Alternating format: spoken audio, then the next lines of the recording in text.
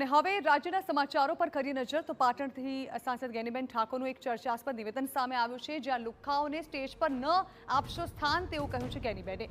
સમાજના કેટલાક નેતાઓને ટાંકીને તેઓએ આ વિવાદાસ્પદ નિવેદન આપ્યું।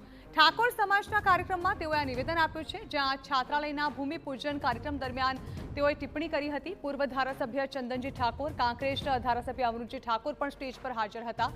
ઠાકોર સમાજના કેટલાક નેતાઓની સૂચક ગેરહાજરીથી રાજકારણ ગરમાયું છે। ગેરહાજર રહેલા સમાજના નેતાઓને ટાંકીને તેઓએ આ નિવેદન આપ્યું।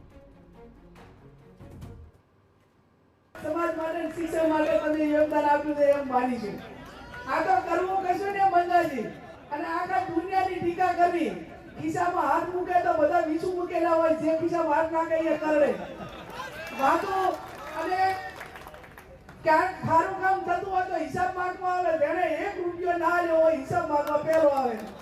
અને હવે સમાજમાં અને જ્યાં પણ શિક્ષણનું કામ કરો ને ત્યાં લુખાઓને સેટા રાખો અને લુખાઓને સેટા રાખવાને જેને તમને 500 રૂપિયા આપ્યા હોય ને એના ઉદ્યા હિસાબ મૂકજો, એટલે એને પોતાને એમ થાય કે મારા ઉદ્દી મને જે મેં યોગદાન આપ્યું, મેં મદદ કરી, એનો હિસાબ મને મળ્યો છે।